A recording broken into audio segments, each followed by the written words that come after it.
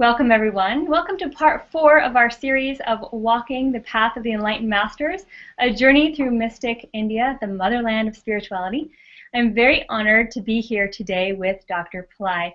You've been hearing about the different topics we've touched upon until now, and Dr. Pillai is finally here to give us an introduction to the 3 weeks he will be spending in India around and after his birthday to enlighten us on ways we can form relationships with the divine and ultimately reach our own enlightenment process. So this theme, Dr. Pillai, as you said, for the India trip is enlightenment. Tell us first, what makes your teachings about enlightenment different from other teachers? Well, in world religions in general, enlightenment is always associated with renunciation and going into seclusion, asceticism, and recluse life. All these go together.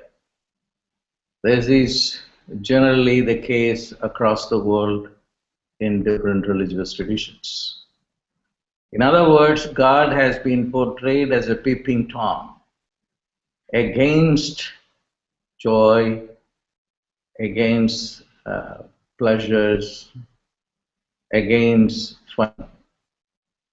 But I always say that God has said, and then keep saying, will keep saying also, that God loves fun more than anyone else. Particularly within the Indian tradition, he is associated with not simply fun, but great fun. The great fun is Ananda.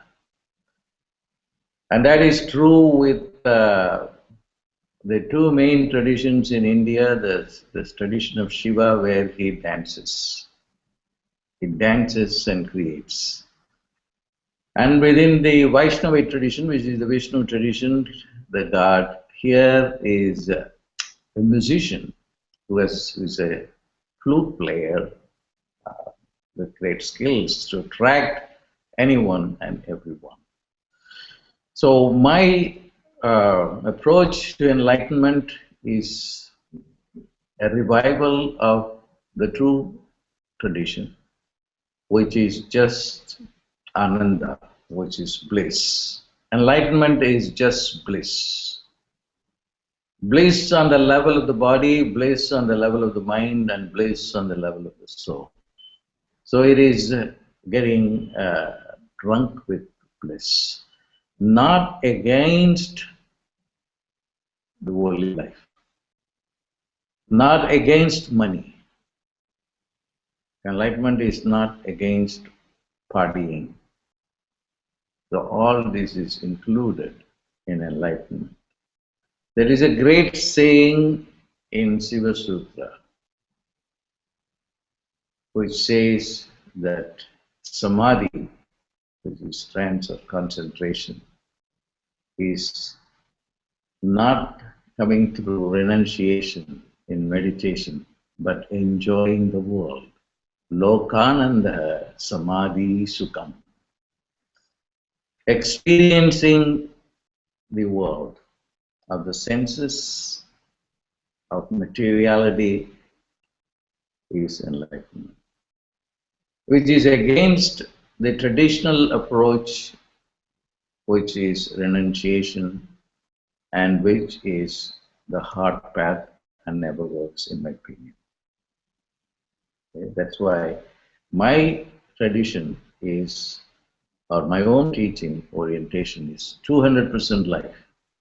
Even in the workshop that we are going to do for 3 weeks in India, you are not going to lose your interest in life and then chase a God who is conceived as an ascetic, a renunciate, but a God who is full of life, fun, and full of enlightenment as well. So that is the difference between me and then most other people who teach about enlightenment. You don't have to start. You don't have to observe celibacy or any other forced behavior. Mhm.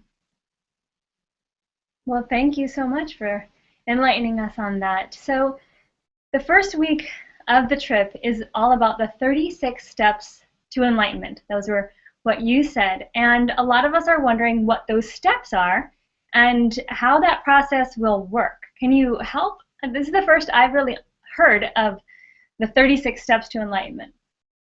What are Well, it is there in the scriptures, in the philosophy. It is not something new that I invented. I'm not going to go into the 36 steps, which is a very time consuming one, which certainly I will do during the program. What these 36 steps generally represent is what in the Christian tradition is called the fall. God, we fell from heaven to the earth plane.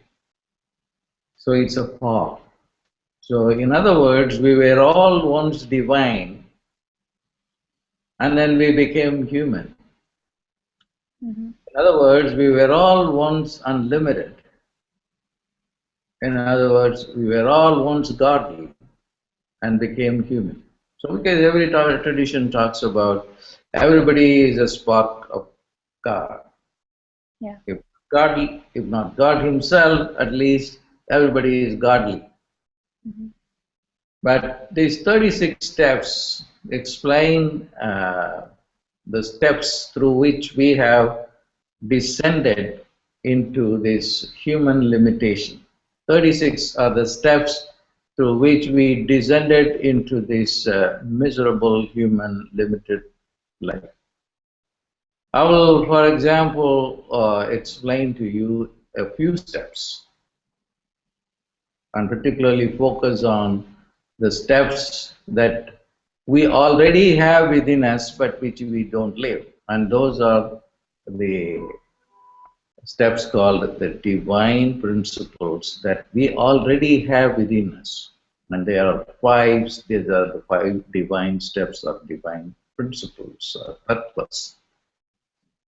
The first one is we are Shiva, Tattva, which is God, simply. And fully enlightened, fully capable of doing everything, but then not moving, completely content with what he is, with his complete knowledge, complete energy to do everything. And that is step one. That is where we have to evolve to. Mhm. But then there was another step down from that level of full contentment, which is a Shiva step, to uh, the feminine Shakti step, which is an active state. So within that active state, then action stops. Prior to that, there was no action. So all this can be realized in meditation. Okay. And this state then further descends and then more objectification occurs. And the third step is a step where more objectivity comes in, then we are not anymore divine, but then we also get into more limited self. So this is best experienced in meditation Mhm. as uh, this stage is called Sadashiva Tattva. We are God, but then we have duality, we have restriction. So there is a difference between the two. We were once completely godly, and then now we move into as an objectification, a duality sets in which we see everything other than yourself. Okay. In the first two divine conditions of Shiva and Shakti, there was no distinction, everything is God. But then now there is more objectification, which is I am, instead of saying I am fully together and I am God and there is no human consciousness or object consciousness outside. We at the third stage say I am, which is called this. So this comes into existence. There is something outside. And that's where the problem started. But it still is a better state because you know that I am this. You became the poverty, you became the prosperity, you became the sickness, you became the separation, illness, failures, all these things are created by the divine self creating the otherness. The otherness is I am this. And then in the following step, what happens? There is further objectification, further duality, in which we say, instead of I am this I am. So that this becomes so important. Okay? Instead of saying I am this I am, so that this becomes more prominent than I am. Instead of saying I am the first, we give priority to the this. The external objective reality becomes more prominent. So this precisely is our problem. Our problem is instead of saying that, I am completely capable of creating everything, you just want to put emphasis on the external reality. By looking at the objective reality, you define your unlimited, undefined self. So you allow the external to overpower you. This is a very important concept. Right. But then you should understand all these are taking at a subtle level. This is still it's a better level than the level that we are now in. We are in a very bad condition because we are totally controlled by the external conditionings. And that happens when we move further and further and further away from our divine self. So by the time we come to the 26th self, then we are dictated by the external materialistic world. Right, Okay? and that rules us, and then that's all people believe. Yeah, because we have completely lost touch with our own divine self. But then we are identified with the sickness, with the old age, with all kinds of limitations. So what are these limitations and how do they come about? Are the 36 steps, which we are going to learn not only theoretically, but how they are within us. Okay? How we can climb up back to the state where we really originated, which is not out there, which is still within you. But then we don't really accept it nor espouse it. Even the fire rituals that we are doing, the priests talk about it, but they never experience it. Okay, that's really pathetic that when they are doing the fire rituals, part of it is to climb up to the higher state. That's something that I am trying to do, is to bring this tradition to life, okay, to reality, so that people can experience. So in this 21 days, people are going to stay with me through long meditations. Continued meditation, not just 10 minutes, 20 minutes, 30 minutes. But lying down and taking you to that self which is within you. Be still and know that your God is the Bible. You have to be still. Right. And although the Bible said, God created man in his own image. Yeah. God liked someone. he looked like a human being. Mm-hmm. So that is precisely what is meant by the 36 steps. Okay? Wow. And that we will experience during this extended period of meditation, which I have planned to do. And this is a natural evolution, and I have felt called upon to do this and stop, doing things which are really ad hoc and then just time passing. And I have decided that I should put all my energy into it to give people this experience and then make them to realize that they are God and they can do anything. Thank you. And so it sounds like not only will you be teaching the theoretical teachings of these 36 steps, like you just gave us a preview of, but that in those lying down long meditations, there will be the actual experience of moving through them. Correct? Yes, yes. Otherwise, there is no point in giving Right. theories. If you go and read it in books, Right. like if you go to Google, search 36 tattvas or principles, it is there. Okay? Yeah. Yeah. And then you also mentioned there would be a teaching and experience of an out-of-body experience. What does that have to do with the 36 steps? Is that what you mean by bringing us through those 36 steps, we end up with an out-of-body experience as we detach from that belief system that's in the lower steps? Yeah. Yeah. The body consciousness and the mind consciousness belong to the 36 tattvas. Right. Okay. When you descend into the human consciousness, which comprises of body consciousness, which means the senses like sight, touch, hearing, smelling, all these are tattvas. These are all steps. Okay? Mm-hmm. And then that gives you body sensory consciousness.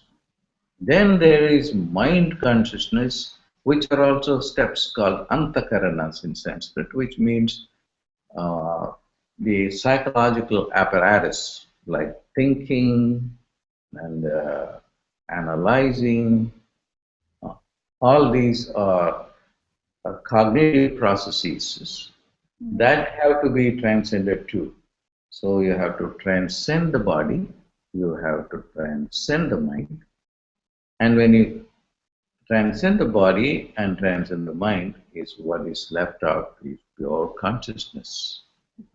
Then you don't see, there is no identity with the body, no identity with the mind.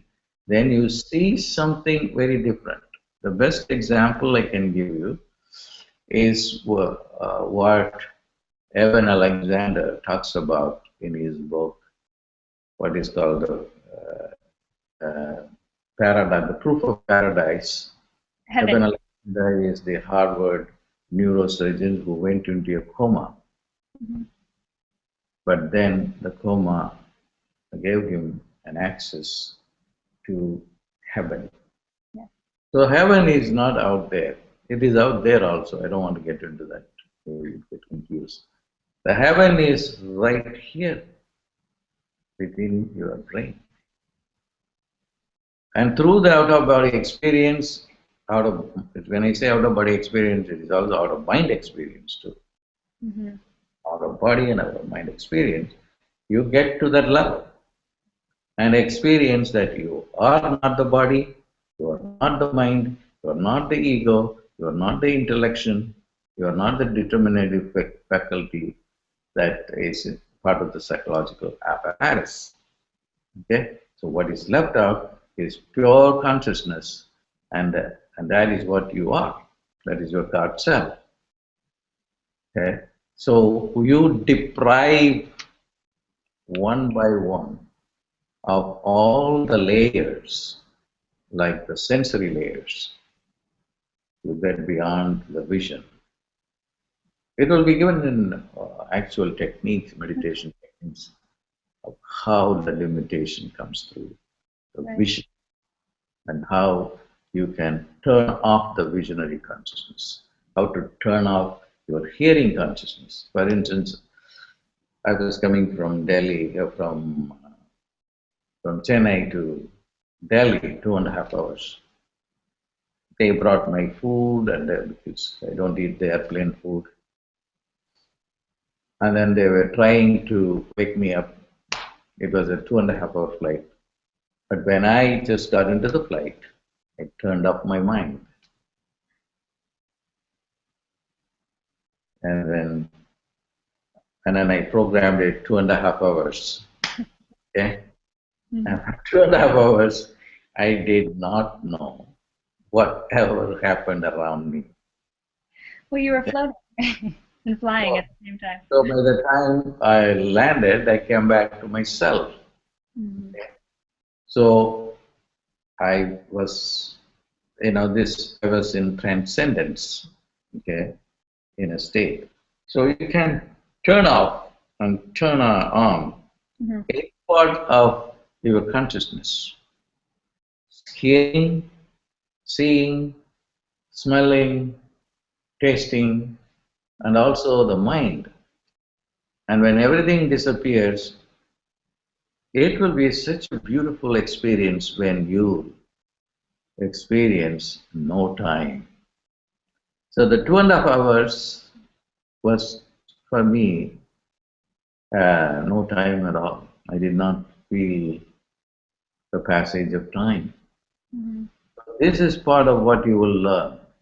So I am very, very happy and delighted and fulfilled when I just decided that I would do this program. Okay, and then that will really the beginning of my new teachings. Okay, and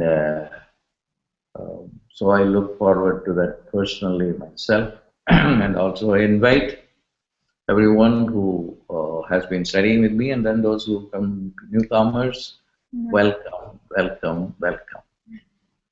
Yes, it is my special invitation for you. This is going to give you the experience of who you are. You are not poor. You are not a victim. You are God. You are unlimited. You are blissful. You are timeless. And you can get everything just by going within, not without. It is all there within you. Be still and know that you are God. So that is going to be the experience. Wow. Thank you, Dr. Pillai. I was going to ask you, so when we go into that timeless state and that union with God, you kind of answered it. The benefits of that is the experiencing who we really are as opposed to who we think we are on a regular basis based on those limitations. But as we come out of that experience, is it something we're changed forever, or what are the benefits after the fact of having that experience, and how can we change our lives more faster? What are the after effects of having that amazing experience? Yeah. This experience of transcending your mind is not just a matter of giving rest to the body, rest to the mind. That happens, of course, no doubt about it. But then it awakens your higher self. I will tell you what happened to me. After the 2.5 hours of meditation that I had, where I transcended, I came to Delhi, and all the big problems that were waiting there for me to tackle were solved almost within half an hour, because the solutions came to this enlightened mind, enlightened consciousness. And I was not feeling any stress or any effort to do anything. It all, fell in place even before I came to address those problems. You don't have to, so you can bypass everything. I'll give you another example. I was in a retreat. I enjoy this time being in India. I'll momentarily just remind me if I don't address that question. Why India? Because I was in India in a place in Kumbakonam where I have a personal retreat home. And I go there, I'm almost dead. I usually don't sleep on the bed when I want to go there. I lie down on the carpet. Okay, I'm almost dead for other people.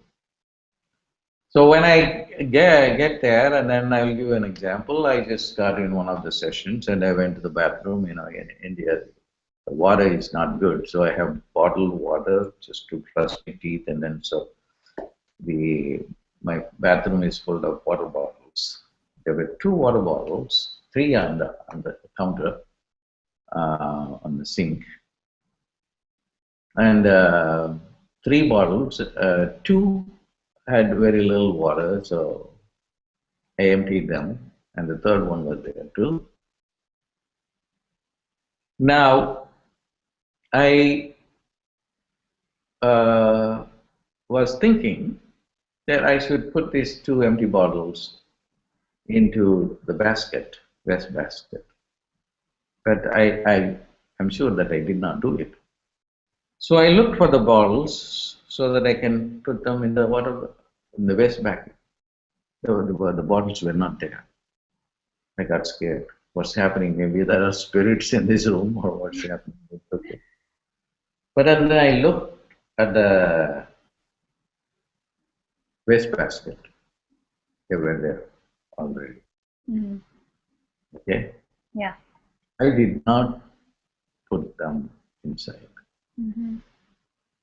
This is what is going to be happening to you. When you move on, you can bypass action. This is thought manifestation. Mm-hmm. There comes a time you don't have even to think a thought. Even before you think a thought, you can accomplish these things. Not you are not thinking, you are thinking at a very subtle level. And at that subtle level, it's accomplished. So this is the reason why the yogis in India created meditation. Because in meditation, you are God. You come to the level. There is no need to sweat. There is no need to go and do a bunch of things to accomplish. And my own formal guru, I have so many gurus, I've had so many gurus in my life. The first formal guru was the Beatles guru, popularly known, Mahesh Yogi, Maharishi Mahesh Yogi. His one of his teachings that went deep within me is do less and accomplish more. But we can go one step further and then say, do nothing and accomplish everything. Okay. Great.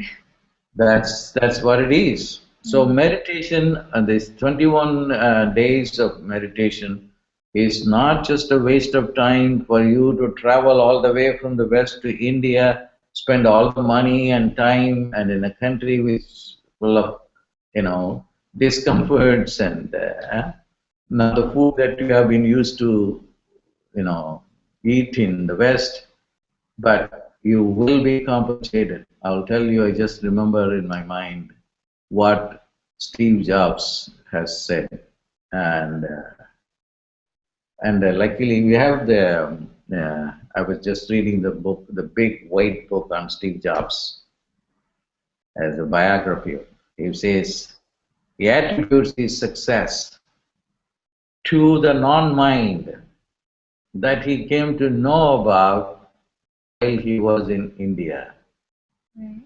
His investment to go to India, which the investment was very hard to come by because he was working odd jobs. Mm-hmm.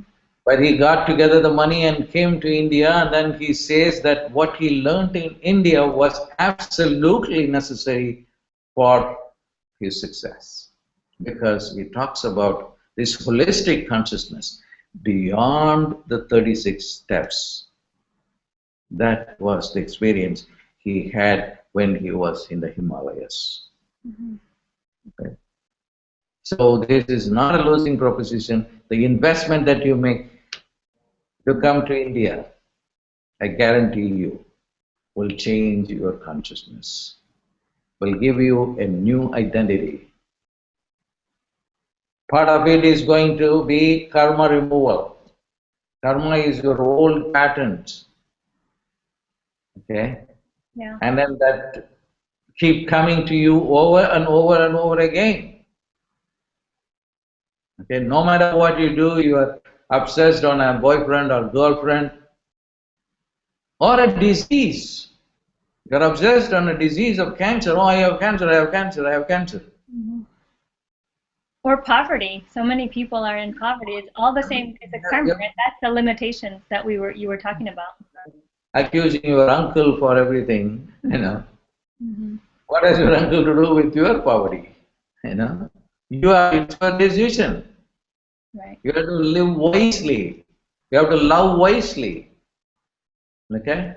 If you are foolish, then you cannot complain anything. Everything, you take responsibility for it. But now you do not know that there are two you in you, or the two I, the small I and the bigger I.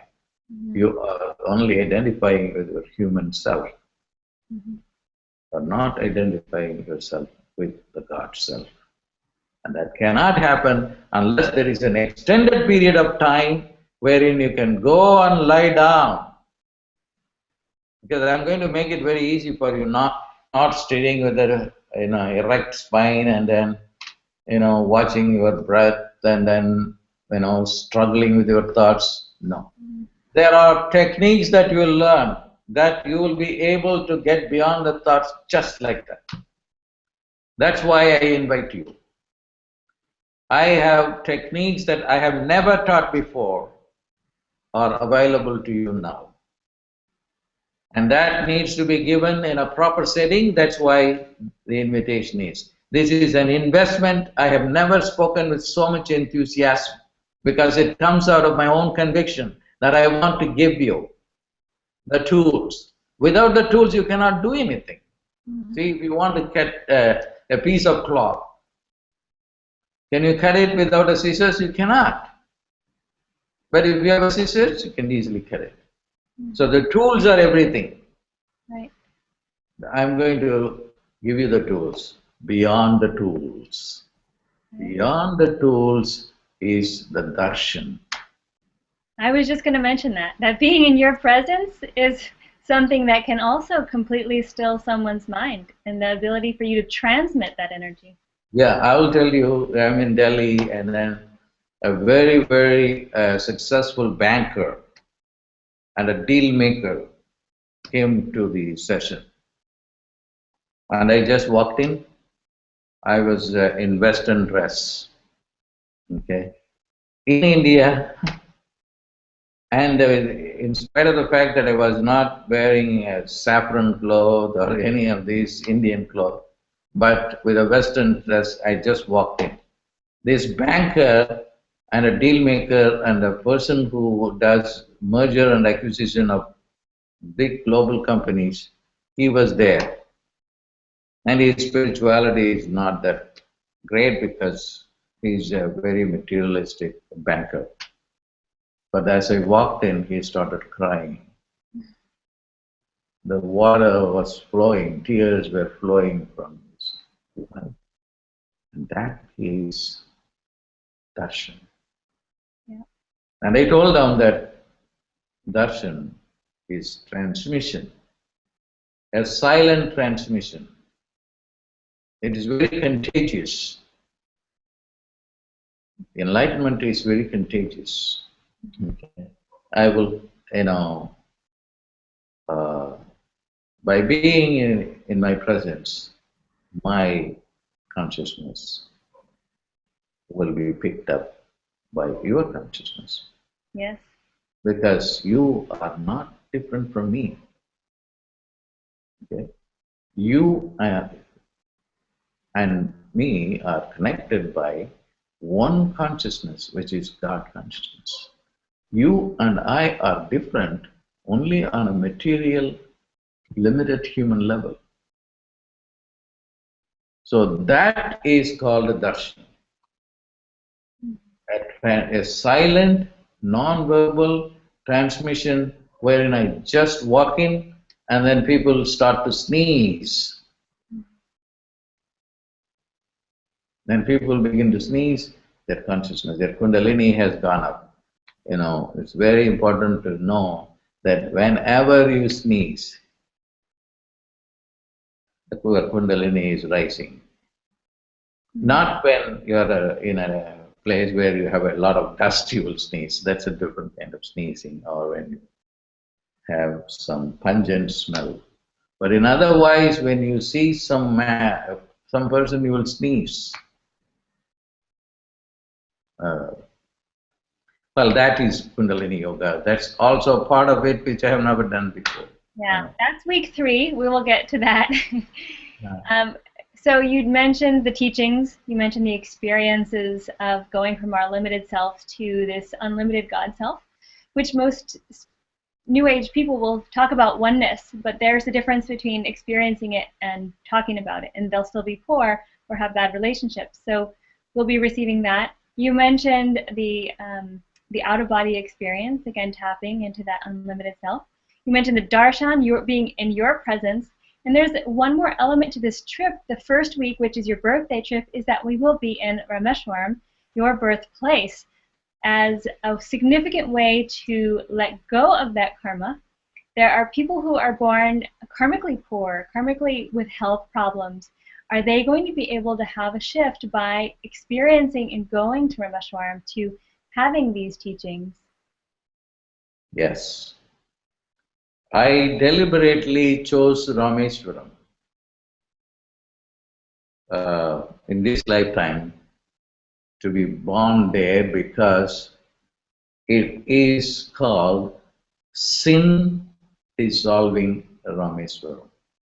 Sin is karma. Okay. Karma dissolving Rameshwaram. There are 24 or 27 wells in the temple. And the temple came later on. The wells pre-existed the temple. The wells were there first. The temple was built later on. Mm-hmm. People all over the world, and how long it has been there? For millions and millions of years, the temple wells were there.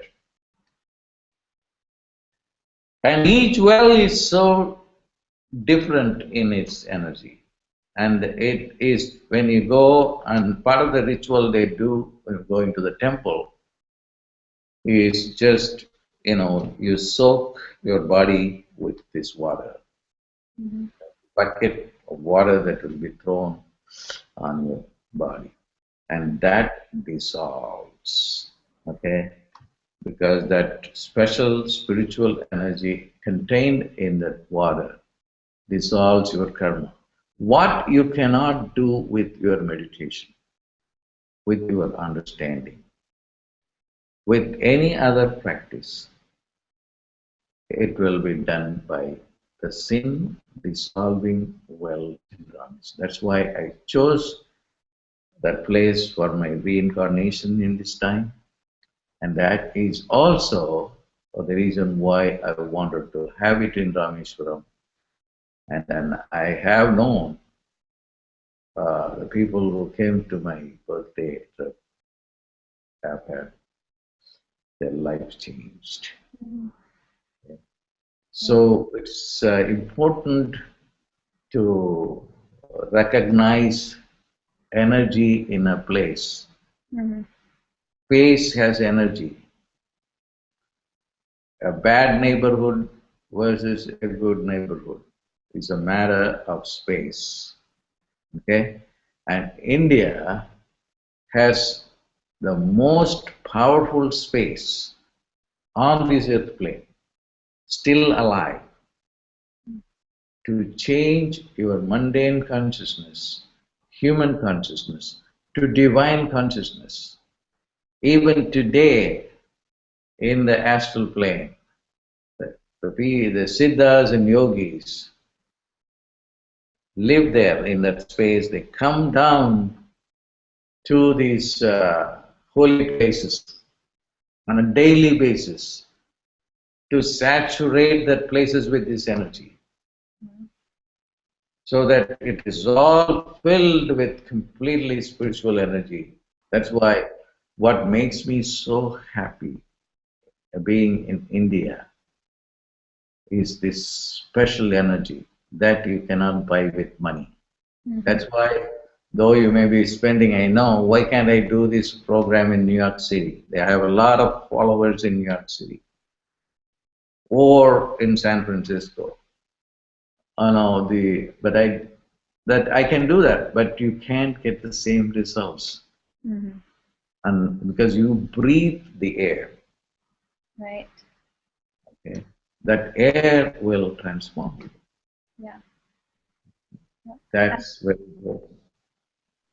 That will remove your financial karma, your health karma, your relationship karma, and your body karma as well, facilitating the transformation of the body into light.